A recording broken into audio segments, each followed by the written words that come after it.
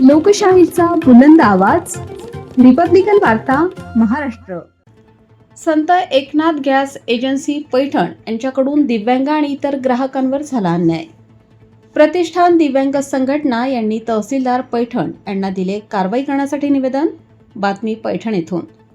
याबद्दल सविस्तर बातमी अशी आहे की दिनांक 5 मे रोजी प्रतिष्ठान दिव्यांग संघटना यांनी संत एकनाथ गॅस एजन्सी पैठण यांच्याविरुद्ध कारवाई करण्यासाठी पैठण तालुक्याचे तहसीलदार यांना निवेदन दिले.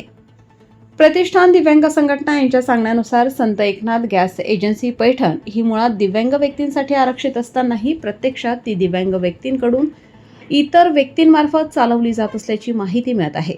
त्यामुळे या एजन्सीचा उद्देश पूर्ण होत नसून दिव्यांग व्यक्तीस न्याय मिळत नाही. दिव्यांग ग्राहकांना गॅस वितरणाची घरपोच सुविधा न देता त्यांना तासनतास रांगेमध्ये उभे राहावे लागते. कमर्शियल गॅस सिलेंडर ग्राहकांकडून ठरलेल्या दरापेक्षा जास्त दराने पैसे घेतले जात आहे.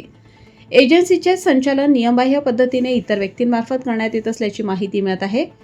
संबंधित एजन्सीची सखोल चौकशी करून दिव्यांग ग्राहकांना तात्काळ विनाविलंब गॅस सिलेंडर घरपोच सेवा देण्याचे आदेश द्यावेत. एजन्सीमध्ये दिव्यांगांसाठी आवश्यक सुविधा उपलब्ध करून द्याव्यात. जास्त दराने सिलेंडर विक्री करणाऱ्यांवर कायदेशीर कारवाई करावी.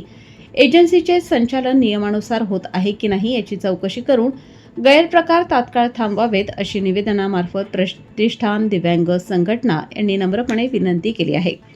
अन्यथा प्रतिष्ठान दिव्यांग संघटना पैठणच्या वतीने तहसील कार्यालय पैठण समोर दिनांक 11 मे रोजी सकाळी 11:30 वाजता तीव्र निदर्शने करण्यात येतील असे स्पष्टपणे कळवण्यात आले आहे.